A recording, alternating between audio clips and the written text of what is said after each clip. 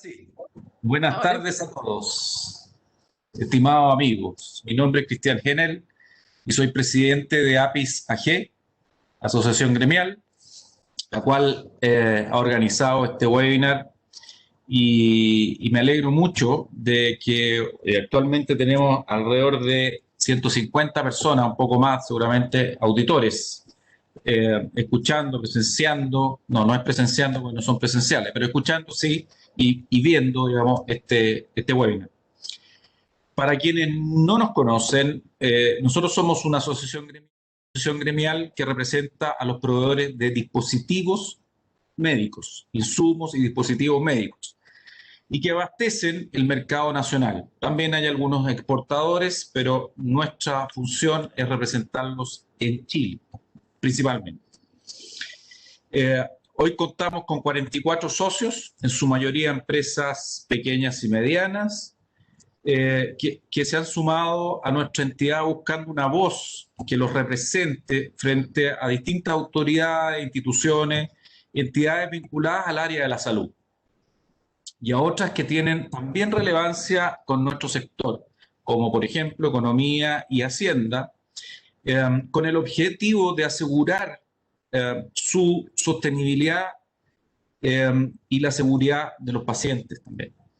Actuamos en forma propositiva y constantemente nos reunimos con instituciones y organizaciones que nos conciernen para dar a conocer nuestros puntos de vista y observaciones sobre temáticas relevantes y sugerencias que deseamos hacer, vías de acción acordes que aporten tanto a la salud pública como a nuestro mercado. Como gremio, mantenemos y entendemos que nuestro foco debe estar siempre en el paciente, procurando que las políticas implementadas por el Estado garanticen acceso igualitario en oportunidades, calidad y seguridad de las personas, principalmente los pacientes, por supuesto. En esa línea, decidimos organizar este webinar. A pesar que las vacunas son un fármaco y no está dentro de nuestro espectro, pero como es nuestro interés aportar valor a las personas para que tengan acceso a información y de esta forma puedan a su vez tomar decisiones informadas, especialmente en una pandemia, quisimos organizar este webinar e invitar a un charlista y a un panelista. Esperamos que la información que compartiremos sea de utilidad y esta instancia cumpla con el objetivo de aportar a la seguridad y calidad de vida, valores que guían nuestros pasos y para los cuales seguiremos trabajando con dedicación en este año 2021. Dicho todo lo anterior, quisiera dejarlos con nuestra vicepresidenta, señora Chetna Skorin, quien moderará, por un lado, este webinar y también presentará la presentación de nuestro expositor y nuestro panelista. Muchas gracias. Muchas gracias, Cristian. Ya vamos más de 200 personas, así es que todo un éxito de convocatoria, muy bueno. Vamos entonces a lo que nos convoca. Muy bienvenidos al webinar Vacunas anti-SARS-CoV-2, lo que debemos saber. Bueno, esta tremenda audiencia deja en evidencia lo relevante del tema, lo candente del tema, y lo importante que es para cada uno de nosotros como personas y fundamentalmente como actores responsables de nuestro futuro, tomar decisiones informadas, como bien decía Cristian. Para ello, contamos hoy con dos tremendos profesionales.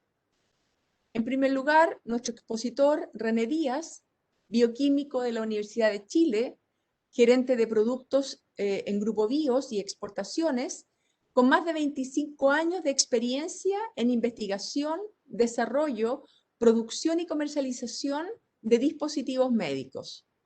Durante esta larga trayectoria en el ámbito de la salud, René se ha especializado en temas regulatorios y de registros de dispositivos médicos, siendo el encargado de la empresa ante el Instituto de Salud Pública y ante los organismos regulatorios de muchos otros países en Latinoamérica, Europa y Asia.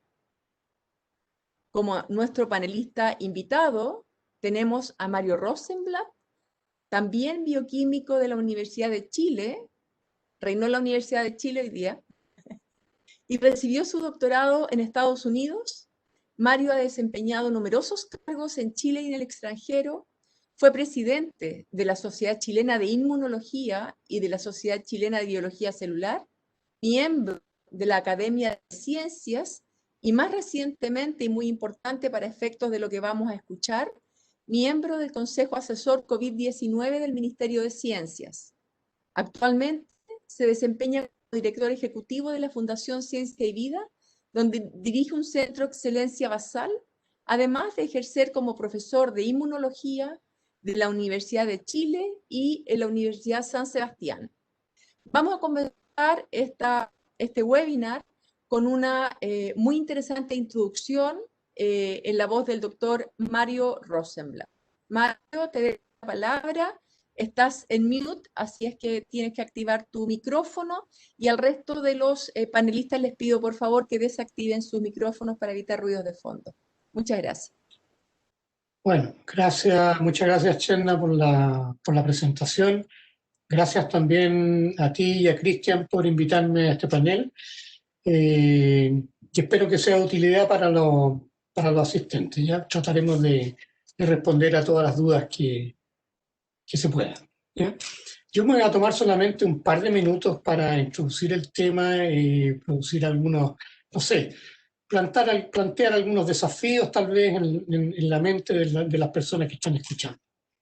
Lo primero que quiero referirme es al tema de por qué las vacunas. Ya nosotros estamos acostumbrados, yo creo que la gran mayoría de ustedes en algún momento de sus vidas han estado tomando algún tipo de fármaco o medicamento, ¿ya? Algunos de estos fármacos y medicamentos obviamente son siempre muy personales. Si a mí me duele la cabeza, soy yo el que tomo la aspirina, pero si tengo presión arterial alta o tengo diabetes, yo tengo que tomar el medicamento. Es muy personal, me afecta solo a mí, y algunos de estos medicamentos se toman de por vida.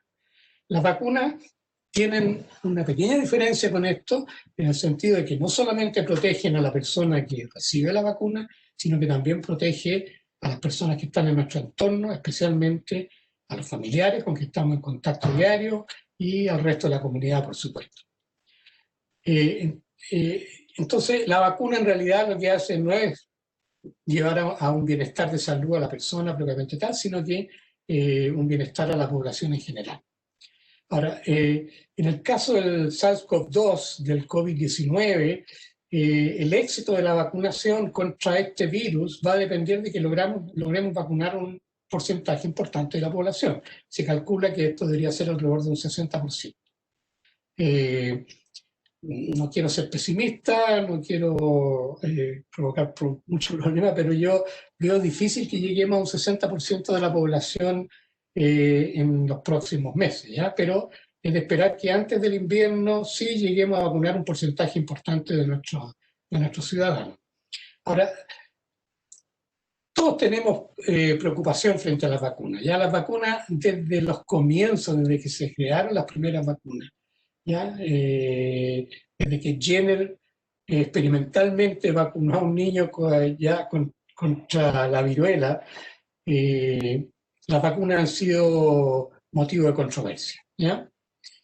Siempre ha habido algún sector de la sociedad que se opone a la vacuna, pero en realidad existe un consenso indiscutible tanto entre la comunidad médica y científica a nivel mundial de que la vacuna es una de las estrategias más importantes de salud pública, ¿ya? Tal vez los ítems más importantes a través de la historia de la humanidad en salud pública ha sido la llegada del agua potable, el alcantarillado y las vacunas, ¿ya? Probablemente en ese orden. Y las vacunas han sido tremendamente eficientes, muy efectivas, porque en muchos casos han erradicado algunas enfermedades que afectaban a la humanidad en forma seria, ¿ya? Como la viruela, la polio, la tuberculosis, el sarampión, etc. ¿ya? En Chile tenemos un sistema de vacunación bastante efectivo. Por ejemplo, les puedo mencionar que el año pasado, durante la vacunación para el resfrío,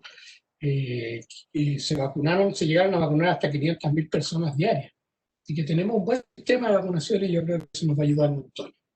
Ahora, respecto a la vacuna del SARS-CoV-2, mucha gente tiene dudas porque el desarrollo de la vacuna ha ido muy rápido, ¿ya? Pero permítame decirles que esta velocidad con que se ha llegado a la vacuna se debe justamente al conocimiento acumulado que hemos tenido de las distintas tecnologías que se están usando y que se están desarrollando por las empresas farmacéuticas en este momento, y todos con resultados muy prometedores, ¿ya? Ahora, estas tecnologías son muy diversas, como las vamos a ver probablemente en la exposición de René Díaz, ¿ya? Porque algunas son vacunas tradicionales que usan el virus atenuado, otras son más innovadoras que usan RNA mensajero, en fin, ¿ya? Pero todas estas vacunas, tengan ustedes la seguridad que se han desarrollado bajo los más estrictos controles y se han probado en las distintas etapas y hasta ahora se ha mostrado que son bastante seguras, ¿ya? En Chile, como probablemente va a mencionar René, hay en este momento 4 ensayos de vacunas corriendo. Ya tenemos una vacuna con aprobación de emergencia por el Instituto de Salud Pública. Así que esperamos que nos vamos a mover rápidamente. Yo por lo menos soy optimista y creo que nos vamos a mover muy rápido. Esperamos que antes de fines de enero lleguen una cantidad importante de dosis de la vacuna, de una de las vacunas chinas, ¿ya? Y solamente para terminar, quiero recalcar que hay que vacunarse. Ya es una protección no solamente para ustedes como personas, sino que también para la familia y para la comunidad en general. Así que yo los incito a todos a poner el brazo. Eso. Y los dejo con René Díaz, que nos va a contar un poco sobre el virus y los distintos tipos de vacunas con las cuales contamos hoy en día. Muchas gracias. René, tiene la palabra. Muchas gracias, Mario.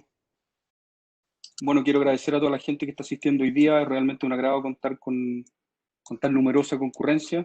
Así que, bueno, voy a mostrarles entonces lo que tenemos preparado respecto a las vacunas para SARS-CoV-2. Este es el título del seminario, lo que debemos saber sobre estas vacunas anti-SARS-CoV-2. Bueno, y como ya dijeron, es presentado, organizado por APIS, que es la asociación gremial que reúne estas empresas que somos distribuidores de dispositivos médicos. Los contenidos que vamos a revisar hoy día en esta presentación, vamos a ver algunas definiciones, hablar un poco de los coronavirus, cómo funciona la respuesta inmune, y después propiamente tal de las vacunas. Y ahí vamos a tocar cómo son las fases de desarrollo de las vacunas en general, cómo se ha logrado o cómo se trabajó la optimización de los tiempos para lograr que las vacunas salieran tan rápidamente, comparación entre las distintas vacunas y las tecnologías que se están utilizando, cuáles son las vacunas aprobadas, qué es lo que sabemos ahora sobre, un poco más sobre la vacuna contra el SARS-CoV-2 y de la enfermedad de coronavirus, y por qué las vacunas que Mario ya mencionó, lo más importante de esto que vamos a revisar de todas maneras ahí.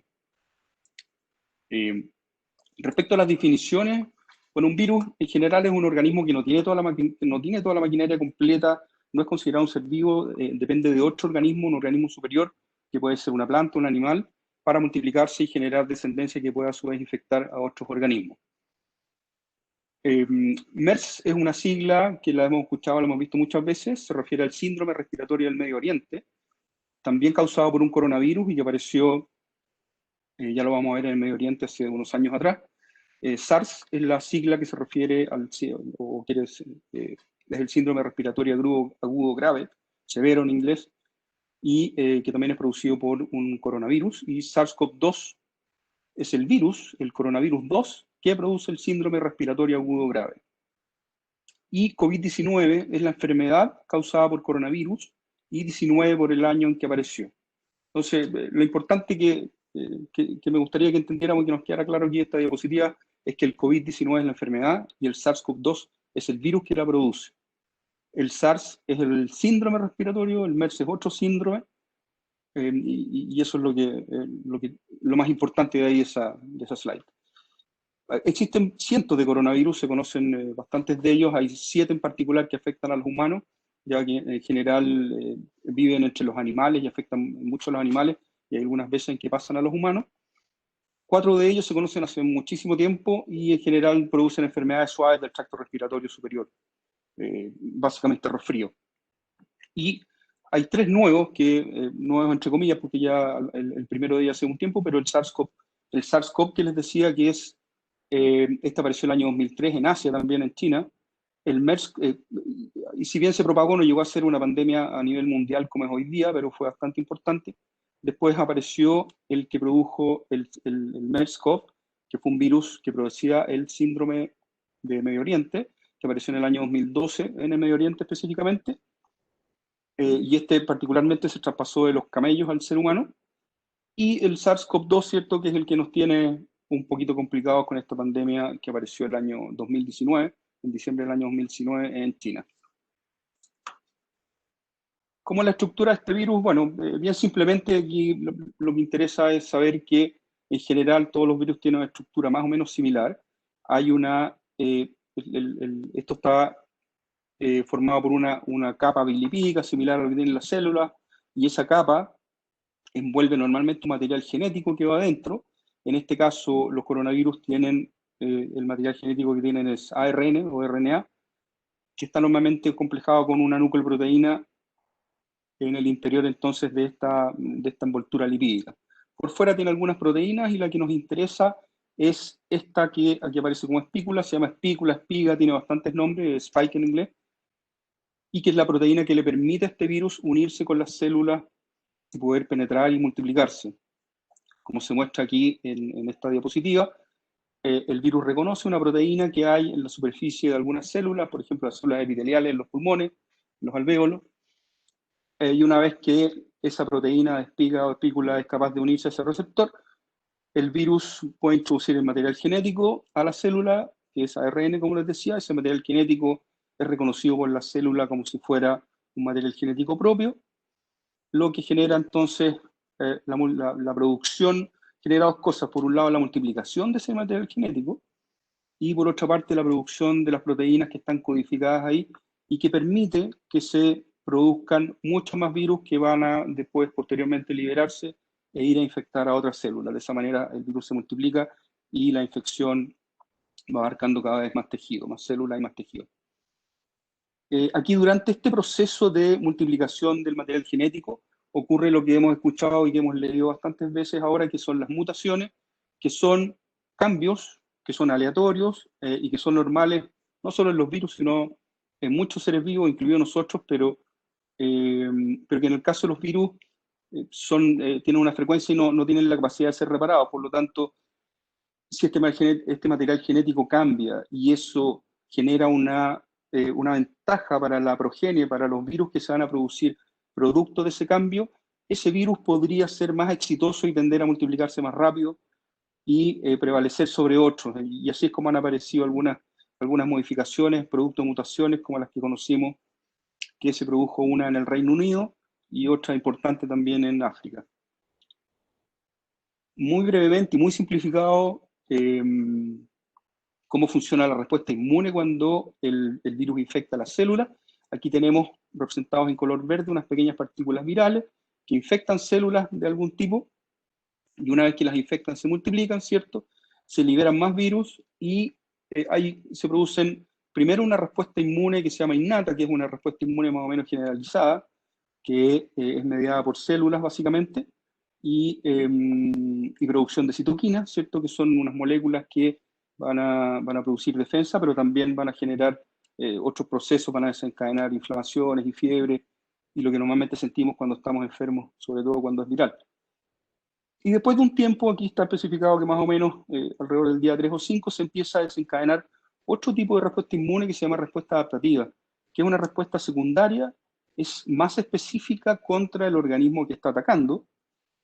Esto suponiendo que este organismo es la primera vez que ataca el sistema inmune, porque cuando nosotros nos enfrentamos por una segunda o tercera vez, la respuesta es un poco distinta, pero cuando es por primera, ocurre más o menos esto, y la respuesta adaptativa entonces, la respuesta adaptativa genera anticuerpos y producción de células que van a generar memoria posterior y muchos anticuerpos circulantes que nos van a proteger por bastante tiempo de la enfermedad, de nuevas infecciones. Y eso va a depender del tipo de organismo, del sistema inmune de la persona, del tipo de antígeno, de una serie de cosas, pero hay algunas protecciones que van a durar años y otras algunos meses. Ok, entonces, entendiendo un poco cómo es el asunto del virus y un poquito la estructura general, vamos a hablar un poco de las vacunas, propiamente tal. Las vacunas en general tienen estas fases de desarrollo, que probablemente hemos escuchado algo, porque la gracia de este proceso, bueno, la gracia y desgracia tiene dos lados, pero hemos escuchado bastante de cuáles son las fases, ¿cierto? Esto se refiere a las fases clínicas, cuando las vacunas ya están desarrolladas y se van a probar en personas. Normalmente se hacen 3 fases, una fase 1, en la cual se habla más o menos de un grupo de hasta unos 100 personas, unos 100 voluntarios,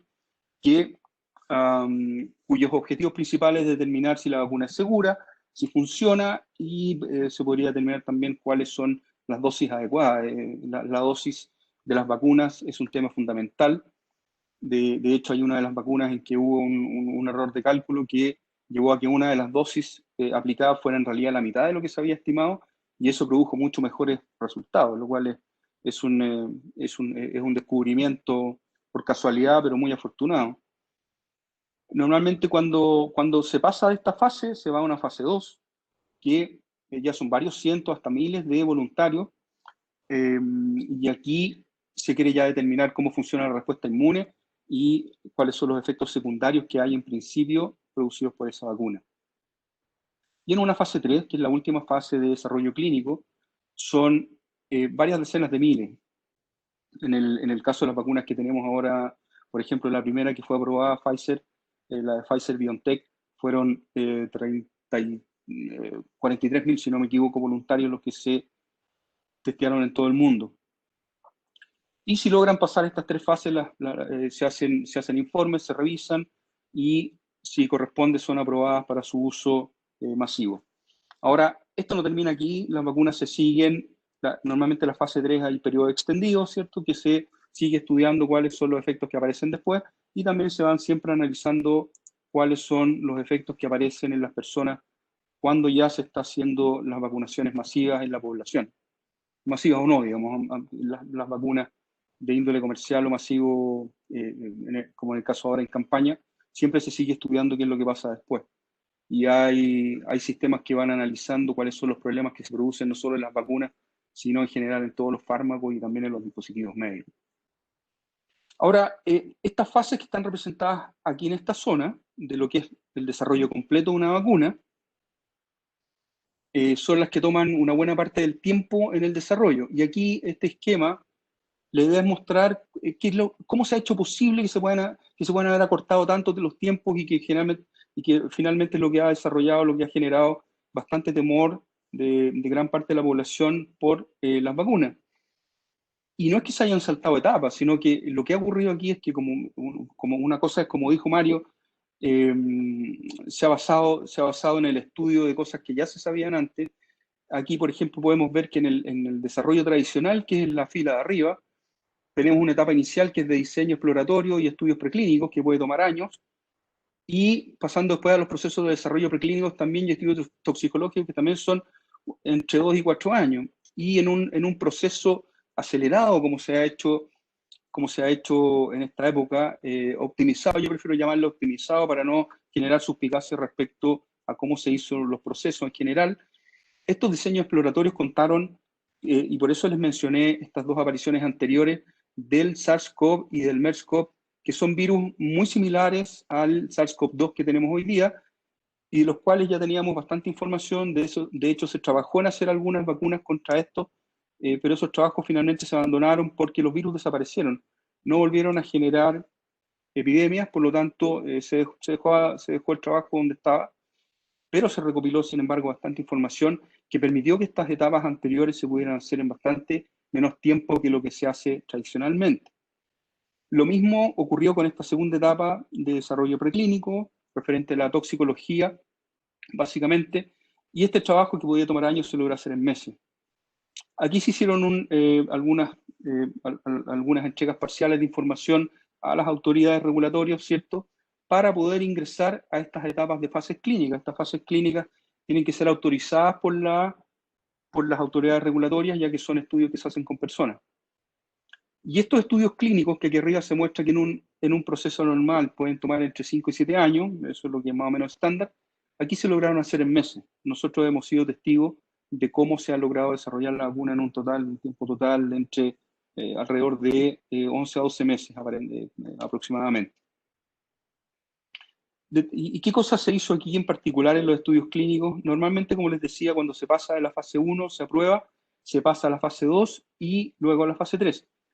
Y en este esquema optimizado, en vez de hacer las fases una después de la otra, se superpusieron las etapas que se podían superponer una vez que había resultados que permitían asegurar, por ejemplo, que la vacuna era segura en lo que se había avanzado en la fase 1, y la autoridad regulatoria también lo entendió de esa forma, se pudo avanzar y se pudo iniciar una fase 2, y también antes de que terminara completamente la fase 2 se pudo iniciar una fase 3, ¿cierto? De tal manera que al sobreponer esas etapas del estudio clínico se pudo acortar bastante tiempo y pasar de años a meses en el caso de las vacunas. Y aquí hay otro punto que parece que es crucial, es importantísimo. Aquí normalmente lo que ocurre es que una vez que han pasado las fases de estudio clínico y se entrega toda la información a la autoridad regulatoria para que sea aprobada la vacuna, y que eso toma un buen tiempo, después de eso se comienza normalmente la producción en gran escala y la distribución de la vacuna, porque esto es un proceso que normalmente toma tiempo. Generalmente a veces hay que hacer algunas construcciones previas, algunos desarrollos de laboratorios que no están disponibles para hacer producciones de esa escala, esa envergadura, y posteriormente la producción, y eso es una etapa bastante larga. Y aquí la mayor parte de las compañías hicieron una producción en riesgo. ¿Qué quiere decir en riesgo? Que se hizo la producción de las vacunas mientras todavía se estaban haciendo las fases clínicas. Y esto con el único fin de avanzar, ¿cierto?, y tener disponible la vacuna en el menor tiempo posible, dado la pandemia mundial que nos está afectando. Esto significó, por una parte, un riesgo de perder esta producción que no es barata de hacer y no es tan simple, pero por otro lado, en caso de que esta fase 3, que ya habían ciertos indicios de la 1 y la 2, se aprobara y funcionara bien, esto significaba un gran ahorro de tiempo, ¿cierto?, que en vez de hacerse al final ya se dispondría de la vacuna prácticamente lista para la distribución una vez que el ente regulatorio pudiera aprobarla. Una vez que terminada la fase 3, ¿cierto?, la información se somete a análisis por la entidad regulatoria del país que corresponda, y la entidad regulatoria hace una revisión, normalmente entre 1 y 2 años, como está presentado en un proceso normal arriba, ¿cierto? Y en este caso se hizo en muy poco tiempo, entre 1 y 2 meses, dada la pandemia que estamos viviendo y la situación que ameritaba, ¿cierto?, tenerlo en el menor tiempo posible. Incluso hay algunas de las vacunas, como les voy a mostrar al final, que han sido utilizadas en forma limitada, solamente con algunas poblaciones, antes de ser sometidas a la revisión final del ente regulatorio, estando aún sin todas las fases terminadas. Esto permitió entonces acortar un proceso que podría tomar 15 años o aún más a un proceso que ha tomado entre 10 meses y 1 año y medio. Y hemos sido testigos todos de cómo ha sido el proceso, hemos podido mirarlo de cerca. Y yo creo que nunca había habido tanto interés directamente en una vacuna por parte del público en general, pero así ha sido y lo hemos podido ver incluso a través de la prensa. Aquí les quiero mostrar algo simplemente para destacar lo rápido que han sido algunos de los procesos en el caso de esta pandemia. Los primeros casos identificados de la enfermedad fueron a principios de diciembre del 2019. Y la Organización Mundial de la Salud notificó que había una neumonía causada por un virus no identificado el 31 de diciembre. El 31 de diciembre, y ya el 7 de enero, la CDC, que es el Centro de Control de Enfermedades China, confirmó que había un nuevo coronavirus que no se había identificado anteriormente el 7 de enero. Y ya el 10 de enero, 3 días después de que se confirmara que había un nuevo coronavirus, se publicó, más que publicarse, se publicó no directamente en una revista, pero se identificó el genoma completo de las primeras cepas aisladas de coronavirus, o de estos primeros coronavirus aislados de los enfermos de China, el 10 de enero, 3 días después de que la CDC confirmara que había una cepa, 11 días después de que la Organización Mundial de la Salud confirmara que había estos nuevos casos de neumonía por un virus desconocido. Y al día siguiente, el 11 de enero, se liberaron 5 secuencias más de genes. Y esto permitió que, por un lado, hizo disponible la información para trabajar una buena parte de las vacunas, ¿cierto? Y por otro lado, se empezó a trabajar en otras de las tecnologías de las vacunas. El 14 de enero ya se estaban enviando a sintetizar algunos fragmentos o segmentos de material genético para fabricar algunas vacunas y para ensamblar un virus sintético. El 28 de enero se aislaron fuera de China algunos otros coronavirus, en Australia específicamente. El 4 de febrero se recibieron algunos de los primeros fragmentos de DNA que se habían mandado a fabricar. Después se recibió una RNA viral de esta misma fabricación. El 5 de febrero, el 8 de febrero se obtuvieron clones de un DNA que se llama complementario porque se fabrica a partir de RNA. Es un proceso bastante específico, pero es como hacer el proceso inverso de lo que ocurre en las células. Y el 11 de febrero se le puso el nombre SARS-CoV-2 al virus. Y aquí, el hito aquí es que el 12 de febrero se logró fabricar un virus sintético con el material genético que se había enviado a sintetizar el 14 de enero. O sea, el 12 de febrero estamos hablando de un mes y medio después de que se había identificado que había un nuevo virus circulante que estaba produciendo neumonía. Esto realmente es un hito en la historia por la velocidad en que se logró fabricar, porque esto dio partida tanto a producir vacunas de nuevas tecnologías basadas en RNA, como las primeras que fueron aprobadas, y otras basadas en secuencias de DNA sintéticas que se ensamblan de otra manera. Y después, posteriormente, ya el 11 de marzo, la Organización Mundial de la Salud declaró una pandemia, ¿cierto?, por el nivel global que estaba tomando la enfermedad. Y esto entonces nos ilustra la velocidad con que se trabaja hoy día y que permitió entonces en gran parte poder tener la vacuna en los tiempos en que se ha logrado obtener, que son realmente un récord total. La vacuna que se había logrado obtener más rápidamente, Mario me corregirá, pero entiendo que fue la del sarampión, si no me equivoco, que se hizo en 4 años, el tiempo total. Aquí se ilustran algunas, las más conocidas tecnologías para producir vacunas. Aquí a la izquierda hay una columna que tiene la forma en que se usan o que se aplican las tecnologías llamadas clásicas, que se han usado por las vacunas, y aquí a la derecha una columna con plataformas o tecnologías de nueva generación, que algunas de ellas, la mayoría de ellas, están siendo utilizadas en algunas de las vacunas que hemos visto desarrollar contra el virus SARS-CoV-2. La primera de aquí arriba a la derecha es un virus completo inactivado, que ahí lo que se hace es que se crece, hay que aislar el virus y hay que crecerlo en algún modelo celular, para después tomar esos virus e inactivarlos, normalmente por un método químico, puede ser método químico o por calor, hay varias metodologías. El ejemplo de esto, uno de los ejemplos de esto es la vacuna de la polio, que logró erradicar, como dijo Mario, la polio del mundo. Una muy similar a la anterior, pero que es un virus atenuado, y el ejemplo más clásico de este, que es un virus que no está completamente muerto como el virus inactivado, sino que es un virus que tiene una actividad un poco menor, sigue teniendo alguna actividad viral, y desde el punto de vista inmunológico, probablemente es uno de los que va a producir las reacciones más similares o una respuesta inmune lo más similar posible a lo que produciría una enfermedad real, dado que es el virus completo que está atenuado, tiene alguna actividad, entonces contiene toda la estructura del virus, el material genético, y por lo tanto va a producir en el virus, en el cuerpo humano va a producir una respuesta inmune que es bastante real y bastante completa, con una respuesta inmune de los dos componentes que yo les mostré en una diapositiva más atrás, celular y humoral se llaman. El caso del virus inactivado también va a producir una respuesta inmune bastante completa, pero de un poco menor intensidad que la del virus atenuado. El ejemplo de esta del virus atenuado es la vacuna, una de las vacunas que pertenece al Programa Nacional de Vacunas, que como todos sabemos son las vacunas obligatorias que se ponen a los niños desde que nacen.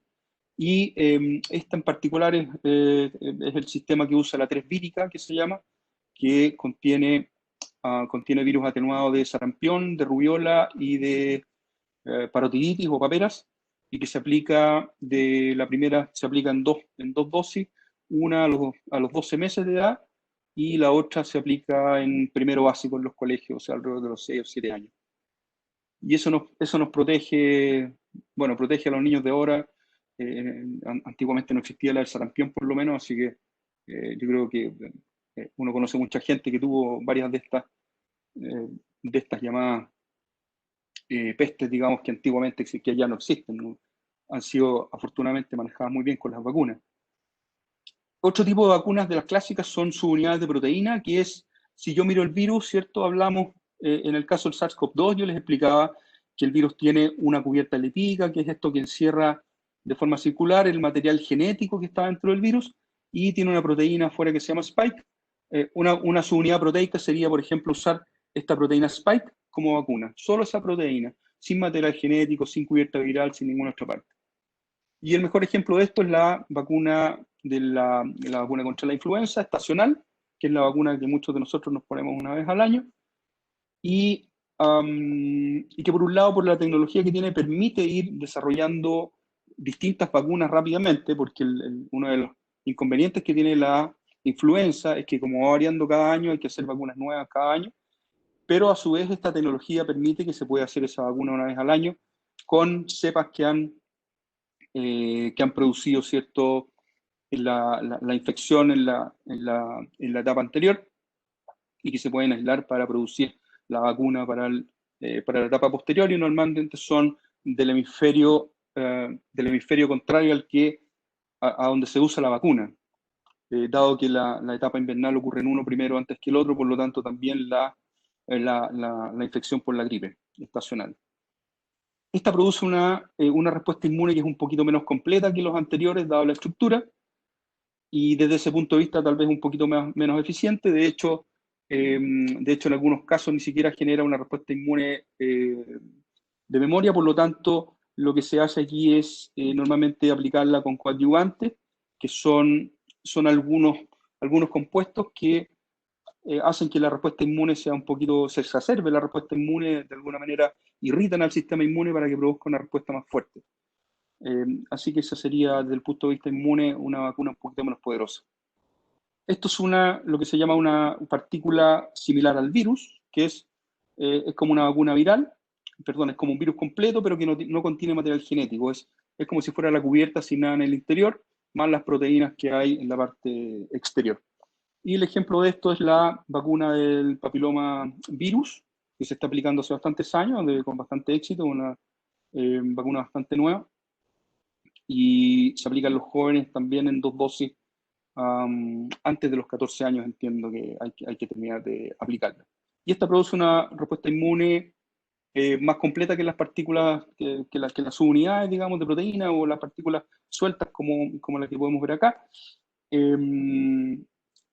Pero tampoco tan importante ni tan fuerte la respuesta inmune como el virus atenuado, pero también produce respuesta a memoria que puede proteger durante años. Y aquí a la derecha tenemos las plataformas de nueva generación o tecnologías de nueva generación, que son básicamente un vector viral, que aquí escuchamos algunas, la del ébola, por ejemplo, que es una vacuna que se desarrolló hace bastante poco, y que en la que se usa un vector viral que puede ser, ahora se están usando, por ejemplo, adenovirus. De hecho, hay unos adenovirus, hay una que se está usando un adenovirus de simio, de mono, y en el interior se pone el material genético conteniendo fragmentos, que en este caso se muestra un fragmento en color amarillo o naranjo, que contiene la secuencia de la enfermedad contra la cual, o del virus contra el cual yo quiero generar la respuesta inmune, o contra el cual te ha dirigido la vacuna, ¿cierto? Esto tiene una respuesta bastante buena, pero algunos de los inconvenientes puede ser que normalmente los vectores que se usan virales, como los adenovirus y otros, los adenovirus son los más frecuentes, pueden haber infectado a la persona que está siendo vacunada y por lo tanto la persona puede generar respuesta inmune contra el vector y no solamente contra la parte que me interesa, contra la cual estoy fabricando la vacuna. Pero sin embargo producen una respuesta bastante completa. También se puede usar el DNA, solamente el material genético, que va a codificar para estas unidades proteicas, pero lo va a hacer dentro de la célula. Y hay que ponerlo en algún vehículo que me permita encapsularlo de alguna manera, que permita poder, se requiere que este material ingrese a la célula para que pueda ser convertido en una proteína, en algo que sea reconocido por el sistema inmune como un agresor, y de esa forma generar una respuesta que produzca protección, que genere protección también en el largo plazo. Y como esto se hace ingresar a la célula, también produce una buena respuesta inmune, ya que cuando las moléculas son producidas al interior de la célula, la respuesta inmune es generalmente un poco más completa, porque hay reconocimiento de varias formas y por lo tanto es un sistema bastante interesante.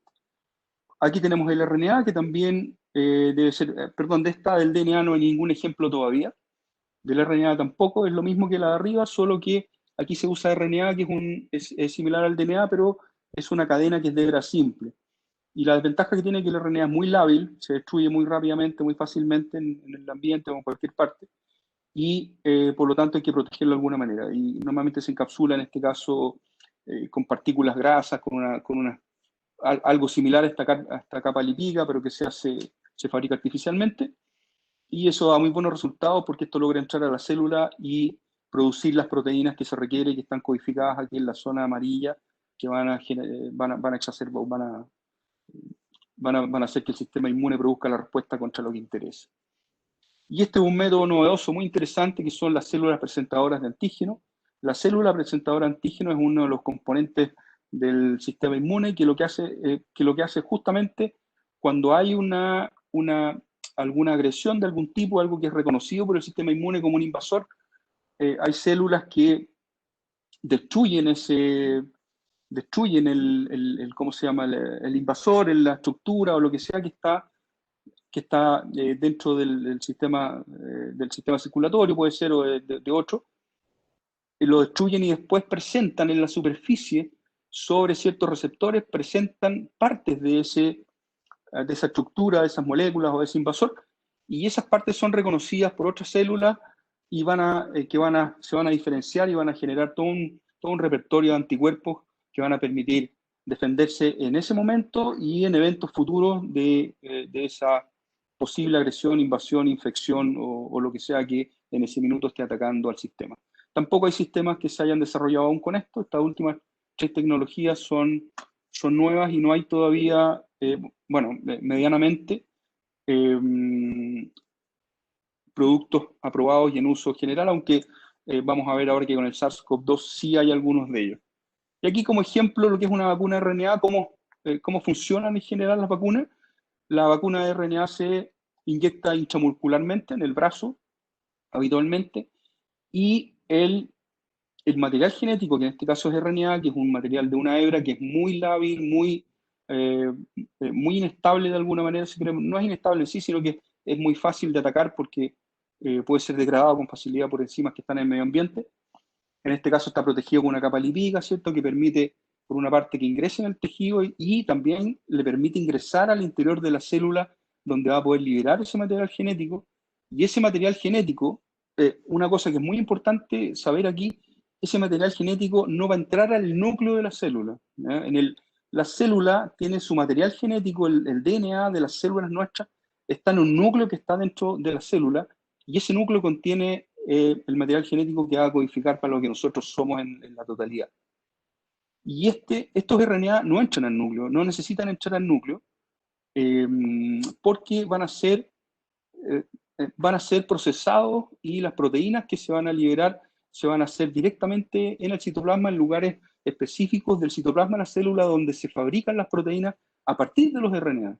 La célula lo que hace en el núcleo, produce desde el DNA que contiene, produce RNA que se libera al citoplasma, y en el citoplasma este RNA es traducido a proteínas que se van a instalar en la superficie o se van a liberar al medio, y que en este caso, como son proteínas extrañas, la célula desafortunadamente va a reconocer este RNA como si fuera propio y va a producir las proteínas como si fueran propias, pero estas proteínas son extrañas y van a ser reconocidas como antígenos foráneos por parte del sistema inmune, y el sistema inmune se va a activar de una forma bastante completa porque estas proteínas se van a liberar y también van a quedar en la superficie de la célula, por lo tanto van a generar una respuesta inmune bastante potente. Y esta respuesta inmune va a ser también de las dos formas: se van a generar tanto células de memoria como una respuesta inmediata, ¿cierto? Mediada por inflamación y por fiebre y por otras cosas que sabemos que en las infecciones ocurre rápidamente. Las otras vacunas van a actuar más o menos de la misma manera. Todas las que llevan material genético, ya sean las de vector viral o la que lleva DNA, van a actuar en forma más o menos similar. La de DNA es un poquito más compleja porque el DNA o bien tiene que entrar al núcleo para replicarse o tiene que llevar la maquinaria para hacerlo a otra parte, pero es un poquito más complejo. Y las de vectores virales también van a actuar más o menos de forma más o menos similar. A diferencia de las que son virus inactivados, las de virus inactivado van a quedar circulando en el tejido y en otros lugares y van a ser reconocidas por el sistema inmune de esa manera. En cambio, los virus atenuados van a producir algún grado de infección que va a generar también una respuesta inmune completa. Lo que interesa saber es que va a haber una respuesta inmune que vamos a generar, por una parte, en la mayor parte de los casos, células de memoria que nos van a permitir defendernos en el futuro, y por otra parte también vamos a tener la capacidad de defendernos de la infección cuando tengamos contacto con la enfermedad, con el virus, en este caso con el SARS-CoV-2, si es que llegara a infectarnos en algún momento después de haber sido vacunado. Esto es simplemente un resumen para mostrarles cuántas vacunas hay actualmente en fase clínica. No es la suma de lo que está aquí, pero actualmente hay 63 vacunas en fase clínica. Lo que pasa es que algunas de ellas están en dos fases al mismo tiempo y por eso la suma de esto no da eso. En fase 1 hay 43, están testeando dosis y seguridad. En la fase 2 hay 21, que son ensayos de seguridad un poquito más extendidos, ¿cierto? En la fase 3 hay 20, que son estudios de gran eficacia, y después de uso limitado, que el uso limitado está definido solamente para algunas poblaciones. Hay 8 vacunas que están en uso temprano o limitado, y hay 2 vacunas que están completamente aprobadas, que han sido aprobadas completamente, digamos, para ser utilizadas para uso completo. Dentro de las que son de uso limitado o temprano están también algunas que han sido aprobadas solo para uso en emergencia, que se refiere, por ejemplo, al estado en que estamos ahora, que es pandemia. Que no existiendo pandemia, esas vacunas ya no pueden seguir siendo utilizadas. Y hay un proyecto que se abandonó después de los ensayos porque probablemente no dio los resultados esperados. Y aquí en esta página está, en esta página está la dirección de la Organización Mundial de la Salud, donde está publicado, hay un archivo Excel que contiene toda la información, porque además de esto que están en etapa clínica, hay 173 vacunas que están en desarrollo preclínico en distintas etapas. Son muchísimas y con distintas tecnologías. ¿Cuáles son las vacunas que están aprobadas o en uso hasta este momento? Estas son las que han resonado bastante más. Hay otros países que les voy a indicar que no están indicados acá, pero que también están usando. En Rusia se están usando 2, la Sputnik 5, que tiene un 91,4% de eficacia, y tiene una segunda que no se ha escuchado mucho, pero que también la están usando, que es del Vector Institute, y ellas 2 son de uso temprano, es un uso limitado y no están completamente aprobadas, dado que se empezaron a utilizar un poco antes de terminar las fases clínicas. De esta no se tiene información de cuál es la eficacia. En la Comunidad Europea está aprobada la de Pfizer-BioNTech, que tiene un 95% de eficacia, mostró un 95% de eficacia en los estudios de fase clínica, y la de Moderna, que mostró un 94,5% de eficacia. Ambas están aprobadas para uso de emergencia solamente. En Estados Unidos, lo mismo, Pfizer y Moderna, que están aprobadas solo para uso de emergencia. Son los mismos valores porque son las mismas vacunas. En el Reino Unido se está usando también la aprobada para uso de emergencia, la de Oxford AstraZeneca, que ha mostrado eficacias entre el 62 y el 90%, dependiendo de la población en que se aplican. En China hay 3 vacunas que están en uso actualmente, la de CanSino, que la de CanSino es de uso limitado y no se sabe cuáles son los valores de eficacia que ha demostrado en los estudios.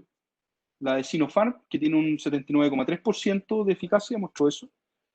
La de Sinopharm es una de las que está aprobada totalmente en China. Sinovac, que es otra farmacéutica, otra entidad que está fabricando en China una vacuna, y que mostró en etapas iniciales una eficacia inferior al 78%. Ayer se conoció, pero a través de la prensa, no es un estudio que se haya publicado en una revista que tenga revisión de pares, pero se conoció por la prensa el informe de Butantan, que es un instituto en Brasil, donde se está estudiando esta vacuna, la de Sinovac, y que mostró un 50,4% de eficacia, que está muy poco sobre el mínimo exigido por la Organización Mundial de la Salud, que es 50%. En Emiratos Árabes Unidos se aprobó la vacuna de Sinopharm, está China, ¿cierto?, completamente. En la India hay 2 vacunas en uso, una que es India, que es la Bharat Biotech, que está aprobada para uso limitado, en uso de emergencia, no se conoce su valor de especificidad, y la de Oxford AstraZeneca, que también está para uso limitado y que vimos acá que tiene entre un 62 y un 90% de eficacia. Sabemos que hay otros países que están usando vacunas, sabemos que Argentina está usando la Sputnik 5 de Rusia, en Chile se está utilizando, se está aplicando ya la de Pfizer-BioNTech, y aquí hay otros países más que no están indicados. Arabia Saudita también está usando la de Sinopharm, si mal no me acuerdo, y la de Pfizer, y así otros países que también tienen, no son muchos, pero Indonesia está usando también la vacuna de Sinopharm, y es una gran población. Bueno, aquí en Chile también decirles que aquí se están probando 4 vacunas, como mencionó Mario, ¿cierto?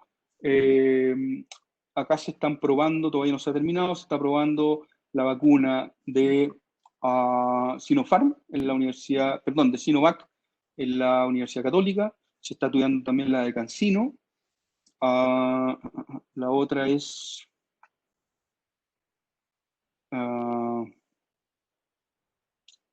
Mario me va a ayudar, pero creo que la otra es Sinovac. Son CanSino, Sinovac, Sinopharm, y la cuarta no me acuerdo cuál es. AstraZeneca y Janssen. AstraZeneca y Janssen. La Janssen no aparece aparece aquí porque todavía no está, la AstraZeneca y Janssen, que todavía se está usando recién en el Reino Unido y en la India. Los resultados de acá todavía no están terminados, pero bueno, se van a sumar a lo que se ha entregado en otras partes una vez que estén completados sus estudios.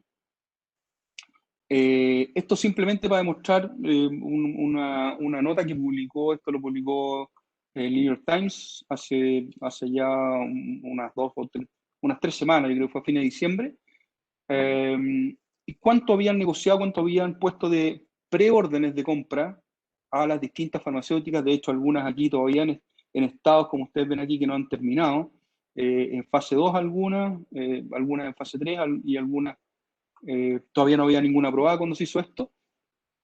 Pero con respecto al porcentaje de población cubierta por el número de dosis que negociaron adelantadamente con las distintas farmacéuticas.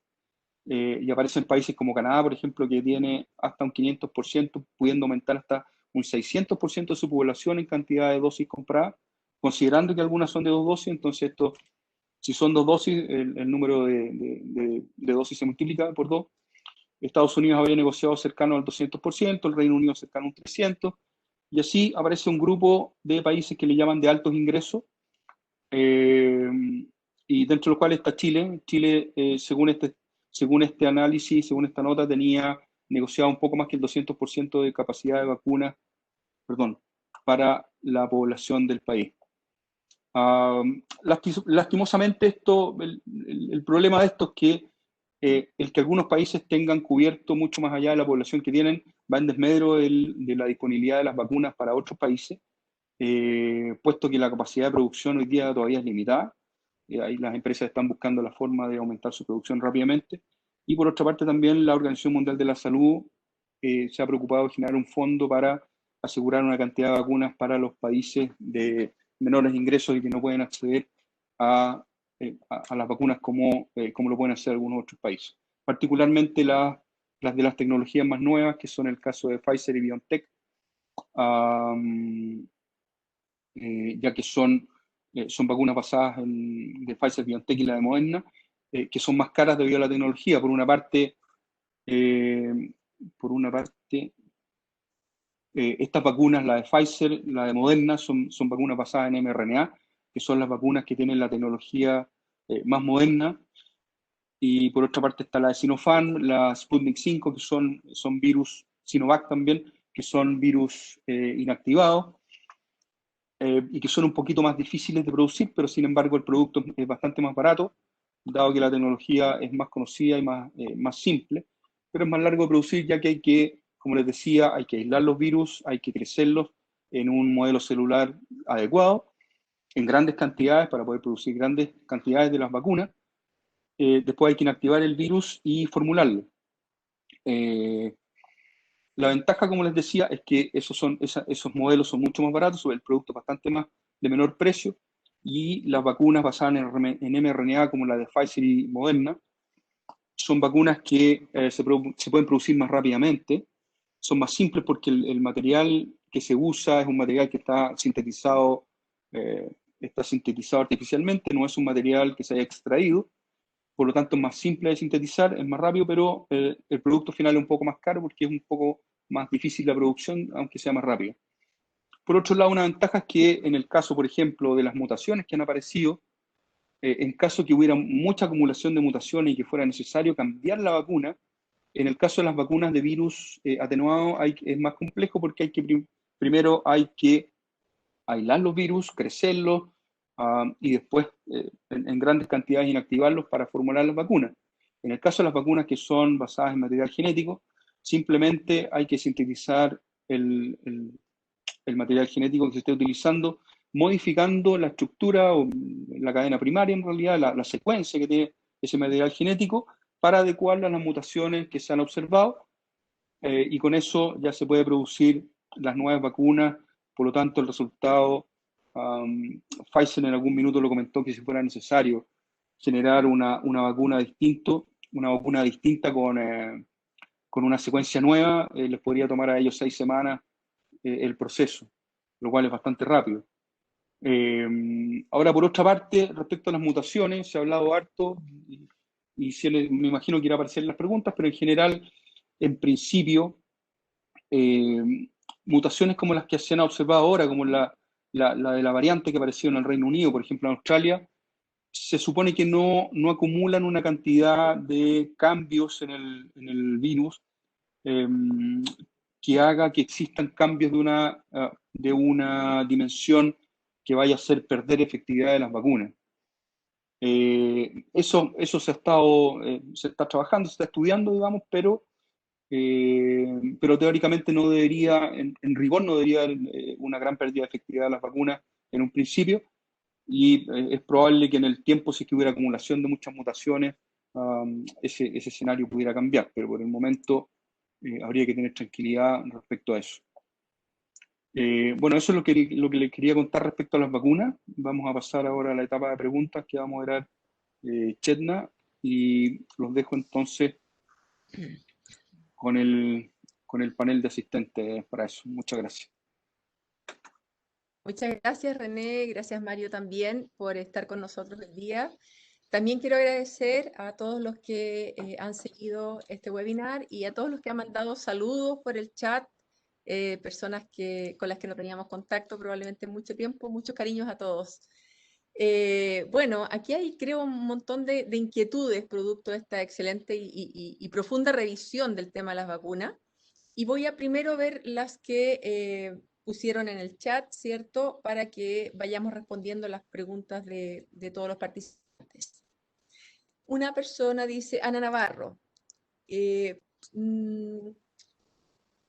bueno, yo creo que la puedes responder tú, Mario, a lo mejor que has estado en el comité de vacunas. Dice, creo que si en China se produjo la pandemia, no me parece adecuado que se aplique una vacuna como Sinovac, que es de emergencia. ¿No sería mejor esperar una vacuna más segura? No, la respuesta es no, definitivamente, ¿ya? El hecho que la peste, por llamarlo de una manera, haya comenzado en China, no significa que los chinos no sean capaces los científicos chinos no sean capaces de producir una buena vacuna o producir una vacuna aún mejor que la que se produce en otras partes del planeta, ¿ya? Lo importante aquí es asegurarse que la vacuna que se produzca en China o que se produzca en el Reino Unido o que se produzca en Estados Unidos sea realmente efectiva, que proteja a la población, ¿ya? Y que no tenga efectos secundarios serios. Hasta donde sabemos, la vacuna producida en China es una vacuna segura. Todavía no estamos seguros acerca del porcentaje de protección que nos da, pero yo espero que pronto tengamos datos duros acerca de eso. La vacuna china es desde mi punto de vista, desde el punto de vista inmunológico, es una buena vacuna porque lo que hace es utilizar el virus atenuado, o sea, el virus completo, de manera que da una protección, creo yo, mejor que la que podría dar otro tipo de vacunas que solamente protegen o inmunizan con la proteína Spike. Así que si llega la vacuna china aquí, yo soy voluntario para usarla. Mario, me voy a reír. Yo creo que nos van a hacer muchos los voluntarios con la vacuna china, pero por un tema quizás que no tiene que ver con la formulación de la vacuna, sino más bien con la confidencialidad, perdón, con la confiabilidad, que yo creo que a todos nos preocupa. Y me imagino que la alta convocatoria que ha tenido este seminario dice bastante relación con eso y que es algo que todos quieren de alguna manera entender mejor. Por ejemplo, de la presentación de René llama la atención los tiempos en los cuales se presentó el primer caso en Wuhan y que ya tenían secuenciado el virus. Fueron prácticamente días entre una cosa y otra. Y eso a uno le deja la sensación de que probablemente llevaban un buen rato mirando el tema y no lo habían publicado quizá. Yo creo que esas son las incertidumbres que nos queda un poquito con el tema de la vacuna china, pero en ese contexto yo me imagino que ustedes revisaron toda la documentación, o sea, el comité de vacunas me refiero, la documentación, ¿cierto?, proveniente de estas empresas y que supongo que nuestro gobierno y el país han podido revisar en extenso y validar de alguna manera, ¿no? Así es, sí. Mira, a mí no me sorprende la rapidez con que se obtuvo la secuencia del virus, ¿ya? Países como China o otros países que son científicamente muy desarrollados, como Estados Unidos, los países europeos, si a mí me dan una partícula viral y yo logro crecerla en cultivo celular, me va a demorar una semana en secuenciar el RNA mensajero del virus. No es sorprendente, ¿ya? Lo que pasa es que no estamos acostumbrados a eso, ¿ya? Normalmente estas cosas duran más tiempo porque uno no lo hace con el fin de desarrollar una vacuna, uno está investigando la estructura del virus, secuencia el virus, quiere saber otras cosas del virus, etcétera, y no publica la secuencia del virus hasta que no tiene un cuento bien armado. En este caso, lo importante era dar a conocer la secuencia del virus para que el resto del planeta la conociera y se pusieron a trabajar en la vacuna. Ya no es sorprendente. Perfecto. Otra pregunta, probablemente para Mario también. ¿Qué significa que la eficacia de las vacunas, 95% de qué? Generación de anticuerpos, protección frente al virus. En el fondo, ¿qué significa el porcentaje? Sí, mira, voy a echar marcha atrás un poquitito. Cuando hablamos de la vacuna china y que yo estaba dispuesta a poner el brazo, yo ya me inscribí para la vacuna china, en la fase 3, ¿ya? Eso para que le dé confianza a la gente. Yo ya me inscribí, todavía no me han llamado a vacunarme, ¿ya? Pero cuando llegue el momento me voy a vacunar. No tengo ningún problema con la vacuna china. Para respecto de la efectividad de la vacuna 95%, una cosa que tiene que quedar bien en claro, que el hecho de que sea 90, 95% no quiere decir que solamente el 95% de los vacunados están protegidos y que hay un 5% que no está protegido. Estamos todos protegidos, ¿ya? Lo que pasa es que algunos van a hacer una enfermedad muy leve o sencillamente no se van a enfermar, van a adquirir el virus, ¿ya? Pero el sistema inmune ya está preparado y lo elimina, ¿ya?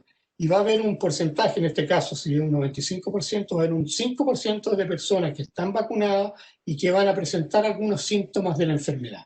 Algunos más leves, otros menos leves. Pero el 100% de las personas que reciben la vacuna van a estar protegidos contra el virus. No sé si queda claro con eso. Bueno, si no queda claro, esperemos que alguien pida que lo aclare más adelante. Hola Mario, dice, ¿existe ya un cronograma para la inmunización de población chilena? Recuerdo lo caótico que fue el acceso para la vacuna a la fiebre amarilla, y ciertamente que fue bastante caótico. Sí, mira, este cronograma lo establece otra entidad que funciona al lado del gobierno, que es el CABEI. El CABEI es el que determina a quién se vacuna primero y cuándo se va a vacunar el resto de la población. Nosotros, dentro del Comité de Vacuna COVID-19 del Ministerio de Ciencia, lo que hemos hecho es analizar los distintos tipos de vacunas y hacer un informe acerca de los distintos tipos de vacunas y qué pensamos cómo podría proteger a la población. Pero respecto de la inmunización de la población chilena, yo tengo entendido que sí hay un esquema de inmunización. Como ustedes ya saben, con la vacuna de Pfizer se comenzó vacunando al personal de emergencia de salud. Queremos asegurarnos que esa gente esté disponible cuando otras personas se enfermen. Y después de eso viene el resto de la población, ¿ya? Se está pensando que la población siguiente son los mayores de edad, probablemente personas mayores de 65 y personas con enfermedades de base, diabetes, obesidad. También dentro de la población a vacunar está la población penitenciaria, porque como todos sabemos viven tremendamente hacinados, y si llegara a llegar una infección por COVID-19 en alguna de las cárceles va a ser catastrófico. Entonces, esa también es una de las poblaciones que se van a vacunar primero. Y después va a seguir el resto de la población. Los que no están considerados son los niños menores de 14 años, porque las vacunas no se han ensayado en niños menores de 14 años. Perfecto. Hoy estoy feliz porque hay un montón de preguntas, fantástico. Generalmente en los seminarios como que todos se quedan como callados, así, todo está muy bueno. ¿Cuál crees tú que es la vacuna más segura, Mario? Oh, no, por favor, no me pregunten a mí eso. No, ¿Alguien quiere no, que se comprometa no. con una... A ver, yo tengo que guiarme por la evidencia que ha aparecido en la literatura y la información que ha entregado la Organización Mundial de la Salud. Hay varias vacunas que han demostrado ser seguras, ¿ya? Partiendo por la de Pfizer, que ya se está utilizando, la vacuna de Moderna, que también está aprobada para su uso en Estados Unidos y Europa. Otras vacunas han mostrado ser seguras, aquí la China también ha demostrado cierta seguridad, pero tenemos que diferenciar entre lo que son los posibles efectos secundarios que uno esperaría de una vacuna, y en este momento todas las vacunas que se han probado en humanos tienen efectos secundarios leves, de manera que en ese sentido se muestran seguras. Y lo que tenemos que fijarnos ahora es la efectividad de la vacuna, ¿ya? Más que nada si es que protege a la población o no protege a la población, pero tengan la seguridad de que si una vacuna se va a utilizar aquí en Chile, por lo demás que ya están aprobadas en Europa y Estados Unidos, va a ser una vacuna que está aprobada su seguridad y no va a haber problema en ese sentido. Súper, gracias, Mario. Aquí hay otra pregunta que puede ser muy interesante y creo que tú tienes todas las competencias para responder. Dice, nosotros como Cruz Roja Chilena trabajamos con personas con diferentes condiciones, entre ellas seropositivas, me imagino para VIH. ¿Es recomendable que a estas personas se les administre la vacuna contra SARS-CoV-2? Por el momento, por lo que yo tengo entendido, la población VIH positiva no está siendo vacunada, porque esa vacuna no se ha aprobado. Como son personas que son tan inmunosuprimidos, no sabemos cómo van a responder a la vacuna. Así que no tengo una respuesta certera sobre eso, pero hasta ahora en los distintos países donde se están usando las vacunas, esa es una población que no está siendo vacunada. Sí, lo más probable es que demore un tiempo ese grupo de personas. Por lo demás, si me permite, una vez que se haya vacunado al resto de la población, probablemente ellos van a estar protegidos también por esta protección de rebaño de la cual tanto se habla. Correcto, pero en ese contexto de la inmunidad de rebaño, recién decías que cuando hiciste la introducción, que considerabas que difícil que en Chile llegáramos este año al 60% de la población. Y yo voy ahí a hacer una pregunta. Si no llegamos al 60% de la población en el año, digamos, 2021, y la vacuna, entiendo yo que también tiene un periodo de acción limitado, ¿cierto? O no hay mucho conocimiento en ese sentido todavía. ¿Hasta cuándo nos confiere inmunidad? Yo escuché que en el caso de las personas que han estado enfermas, hay algunas que tienen anticuerpos todavía después de 8 meses, que al parecer serían protectivos o protectores. No sé cómo va a ser este ciclo entre que iniciamos la vacunación, que no logramos llegar rápidamente a un alto porcentaje de la población y que a lo mejor los primeros vacunados empiezan a dejar de tener inmunidad. ¿Eso puede ser o no? Complejo el tema, ¿ya? A ver, lo que sí sabemos es que las personas que se enfermaron del virus, ya sea en forma leve o en forma grave, a los 8 meses todavía tienen anticuerpos y células de memoria, que es lo más importante, ¿ya? Contra el virus, de manera que esas personas están protegidas 8 meses después. El sistema las está siguiendo. Por ejemplo, las personas que están se presentaron como voluntarios para las distintas vacunas aquí en Chile, van a ser seguidas durante 2 años, ¿ya? Que es un periodo razonable de seguimiento.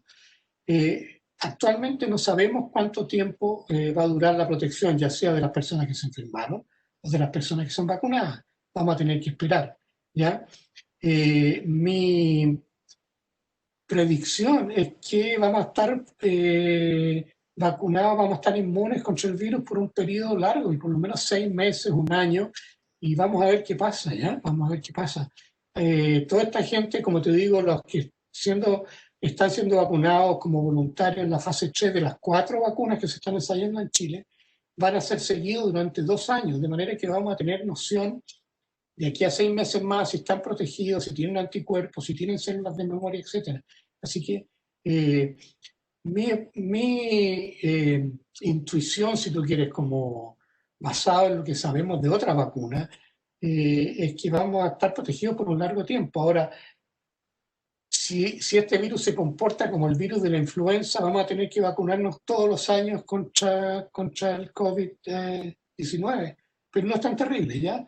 Yo me vacuno hace años ya, todos los años contra la influenza, media hora en el vacunatorio, un poco de hinchazón en el brazo y eso es todo. Así que soy optimista en eso.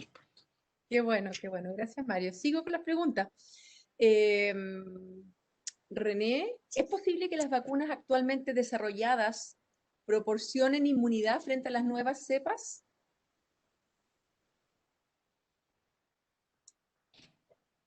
Un poco ya lo dije durante la presentación, y es un tema que se ha debatido bastante, porque si bien es cierto, no está la certeza de que eso vaya a ser así, de que se vaya a producir inmunidad, de que se vaya a entregar inmunidad contra las nuevas variantes o cepas. El otro día conversábamos que el nombre es bien escabrosa, la diferencia entre variante y cepa. La teoría indica que sí debería haber inmunidad contra las nuevas variantes, dado que el nivel de cambio o la cantidad de mutaciones que se han producido no son tales como producir un cambio en la estructura de las proteínas, en este caso de la proteína Spike, que es contra la que se dirigen, o con las vacunas que se han fabricado y que se están aplicando. Y por lo tanto debería en teoría haber inmunidad contra eso. Además, las vacunas, cuando hablamos de una vacuna y que se producen anticuerpos, que es lo que en el futuro nos va a proteger de la infección principalmente, esos anticuerpos están dirigidos contra distintas partes, distintas zonas de la proteína. En el caso de la proteína Spike, los anticuerpos que son neutralizantes, que tienen una actividad de impedir que el virus infecte a la célula, se dirigen contra un sector específico que se llama de unión al receptor, y en general ese sector está siendo poco afectado por las mutaciones. Se ha visto que hay un cambio, pero ese dominio en particular no, y eso haría pensar que en general las vacunas deberían seguir funcionando hasta cierto punto. Es probable que en algún punto, con cierto nivel de acumulación de mutaciones, ya haya que hacer algunas modificaciones. Eso se verá tal como dijo Mario también, en combinación con el tiempo que dure la inmunidad que se ha obtenido con las vacunas actuales. Perfecto, gracias René. Mario, tú estás de acuerdo, ¿verdad? En el fondo todo depende del nivel de Sí, mutaciones. sí, totalmente. Perfecto. Sí, Mario, de hecho, las mutaciones que se han detectado en la cepa británica, la evidencia que hay es que las vacunas que existen hoy en día y que se están usando, la de Moderna y la de Pfizer, también protegen contra esta nueva cepa. Están apareciendo otras cepas, aparentemente en Japón, en otros lugares del planeta, pero eso está por verse. Hasta ahora, los cambios que han habido genéticos en el virus, estamos protegidos contra eso con las vacunas existentes. excelente. Me preguntan si está indicada la vacuna en pacientes oncológicos en tratamiento con quimioterapia. No, no, porque son pacientes que están inmunosuprimidos y no hay evidencia, no sabemos cómo se va a comportar la vacuna en esos casos. Así que por el momento no. La Pasa misma, lo mismo con los pacientes, perdón, pasa lo mismo con las personas VIH positivas, en el sentido de que una vez que haya un gran número de la población vacunado, esas personas también van a estar protegidas indirectamente. correcto. Lo mismo en relación al síndrome de Down, también preguntan si hay alguna contraindicación. No tengo datos al respecto, no sé. Ok. Em, ¿Qué más? Dice, ¿qué pasa con los receptores expresados en todo el organismo?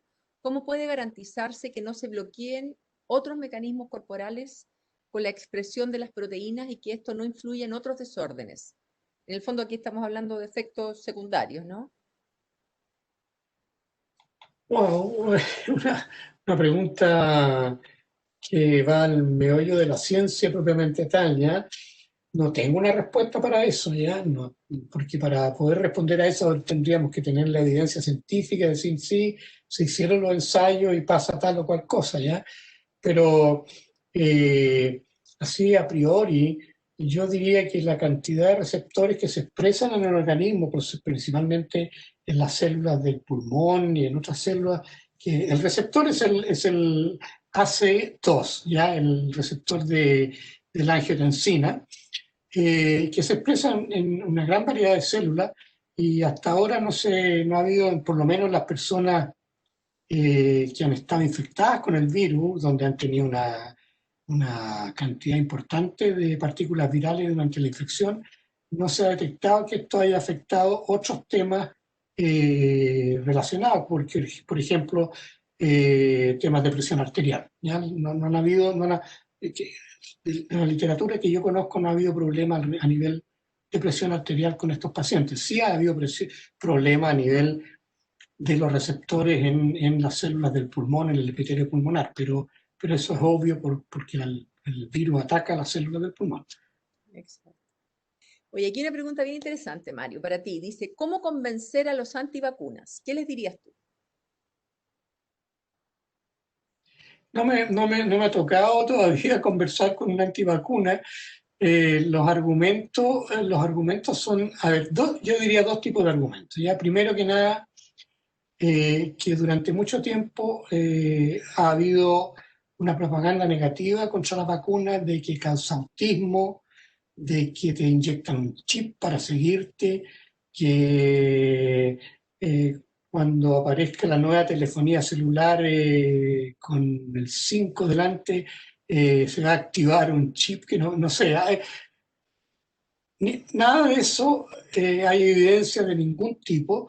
La evidencia original de que algunas vacunas podían producir autismo se desmintió totalmente, es falso. La persona que publicó esas cosas tuvo que retractarse y las entidades médicas del Reino Unido, de donde era este investigador, le quitaron la licencia médica, ¿ya? De manera que no hay evidencia concreta de que las vacunas tengan efectos secundarios de ese tipo. ¿Ya? Los efectos que conocemos son hinchazón en el brazo, un poco de fiebre, dolores musculares, etc. Pero entonces, para mí, lo primero es que no hay ninguna evidencia de que las vacunas tengan los efectos que los antivacunas dicen que tienen. Y la segunda argumento que yo pondría, uno que puse al principio de mi presentación, es que las vacunas son una de las maneras terapéuticas que han sido más efectivas a través de la historia de la humanidad. Hemos logrado erradicar con vacunas enfermedades que eran desastrosas, catastróficas en la humanidad, ¿ya? Que no nos permitían viajar a veces de un país a otro porque si no tenías la vacuna no te dejaban entrar, ¿ya? De manera que aquí son para mí los dos argumentos principales, ¿ya? Uno, que no hay ninguna demostración que las vacunas tengan los efectos que los antivacunas dicen, ¿ya? Y segundo, que las vacunas han sido tremendamente efectivas a nivel de la salud mundial. Bueno, yo creo que como tú dices, no sería raro que en el mediano plazo las personas que no estén vacunadas efectivamente no puedan viajar. Yo creo que eso tiene bastante cara de que va a ser así, ¿eh? Con el COVID-19 probablemente va a ser así. Sí. Sí, sí. Preguntan, ¿por qué está contraindicada la vacuna en embarazadas y en periodo de lactancia? No es que esté contraindicada. Lo que pasa es que ninguna de las vacunas que hay hoy en día en el mercado, que están circulando, que se están usando, han sido probadas en esas poblaciones. Entonces no sabemos si la vacuna tiene o no tiene algún efecto secundario diferencial en esta población, en mujeres embarazadas o en mujeres lactantes. Entonces, mientras no tengamos evidencia de que la vacuna es segura para esta población, la recomendación es no vacunarla. Perfecto. Oye, hay un montón de preguntas relacionadas con enfermedades autoinmunes, que yo entiendo, Mario, que quedaron todos más o menos englobados en que hoy día lo recomendable es no, ¿verdad? No, personas que tengan enfermedades autoinmunes o que estén inmunosuprimidas porque están tomando alguna droga para la enfermedad, la recomendación es no vacunarse. Aquí hay otra pregunta interesante, dice, para ti, Mario, si una persona inmunosuprimida ya se contagió de SARS-CoV-2 y tuvo una sintomatología leve, ¿se podría vacunar? Bueno, todo lo que yo he visto hasta ahora indica que sí, que se puede vacunar, ¿ya? Lo único que se pide a estas personas es que hayan cursado la enfermedad hasta su término, que hayan dejado pasar un tiempo antes de vacunarse, ¿ya? Pero obviamente estas personas van a tener anticuerpos contra el virus y después de un tiempo no hay ninguna razón por la cual no puedan vacunarse. Pero yo creo que de todas maneras están protegidas porque ya se infectaron. La vacuna es una segunda medida ejecutiva. Perfecto. Hay dos preguntas relacionadas con anticuerpos. Una es, que a lo mejor se las puedo derivar a René. Una es si es conveniente controlarse con anticuerpos o controlarse su estatus de anticuerpos antes y después de vacunarse. Y la otra dice, entiendo que la efectividad de una vacuna se determina por la medición de anticuerpos anti-SARS-CoV-2 post vacuna.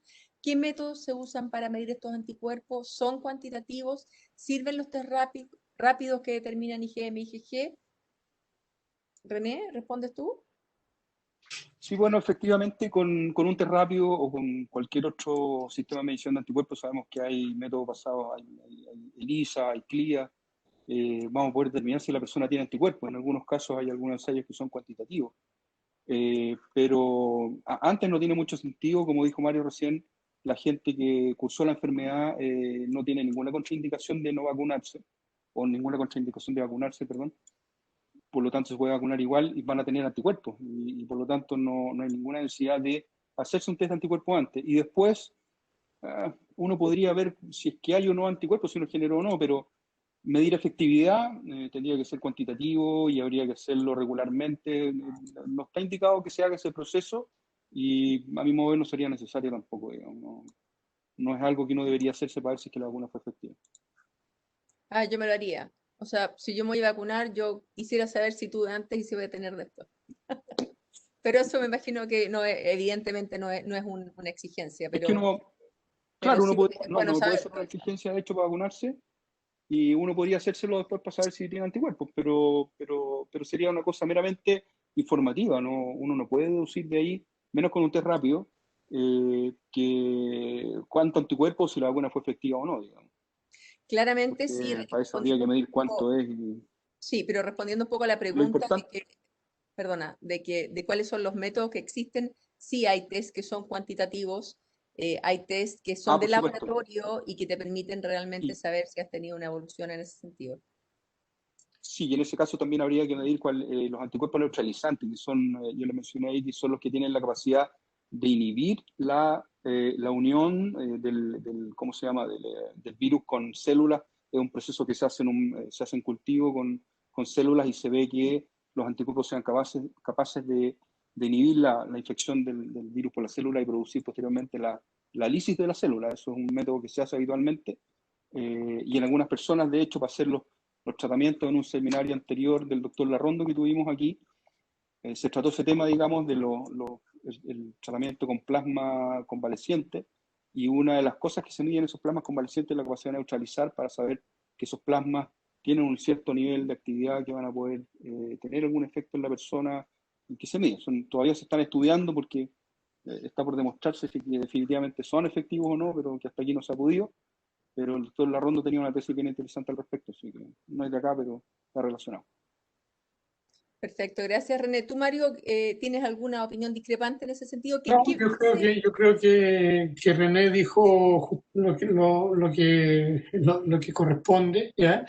Yo te puedo asegurar, Chena, si tú te vacunas vas a tener anticuerpos. Sería muy raro que no produjera anticuerpos con una vacuna. Pero lo importante, como decía René, es que los anticuerpos sean neutralizantes, que bloqueen la entrada del virus a la célula. Esos ensayos no se hacen rutinariamente, ¿ya? De manera que no saben. Pero también es importante no solamente que tengamos anticuerpos, sino que las células productoras de anticuerpos den origen a células de memoria. De manera que, teniendo células de memoria, vamos a estar seguros que si llegamos a encontrarnos con una infección, estas células de memoria van a reaccionar rápidamente, producir anticuerpos, neutralizar el virus y dejarnos sanitos.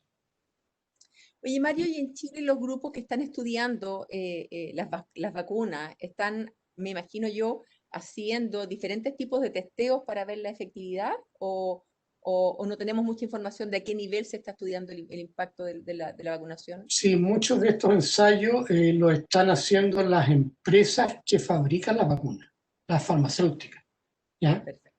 No están siendo efectuados, algunos probablemente en los mismos laboratorios, ¿ya?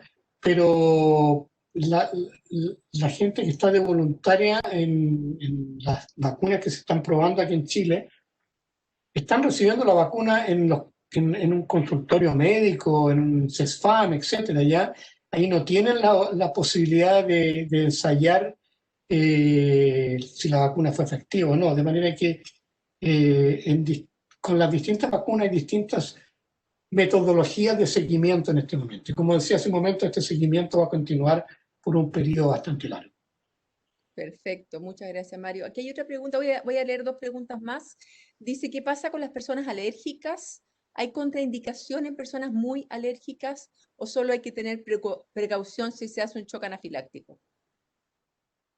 Bueno, lo que hemos visto es que la vacuna de Pfizer, han habido algunos casos importantes de gente que ha tenido un shock anafiláctico, fundamentalmente aquellas personas que tienen alergias graves, ¿ya?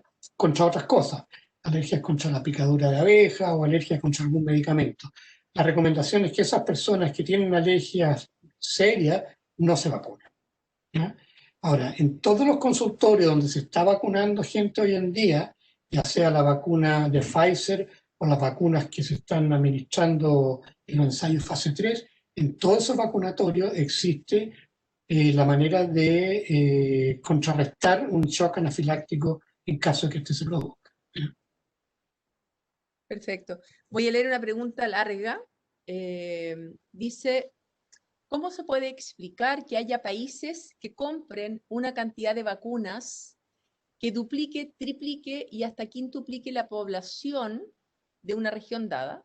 Entiendo que en parte hay un tema de que haya stock en los distintos recintos sanitarios en toda la extensión del país, no obstante, igual parecieran ser compras exageradas. Por otra parte, no se puede descartar que puede haber una buena acumulación de mutaciones que impliquen pequeñas modificaciones en la distintas vacunas. Por otra parte, se compran para que su totalidad llegue lo antes posible o para tener stock a mediano plazo para nuevas generaciones por dejar de contar con inmunidad. o porque haya que vacunarse anualmente, como en el caso de la influenza. Bueno, algo de eso dijiste tú.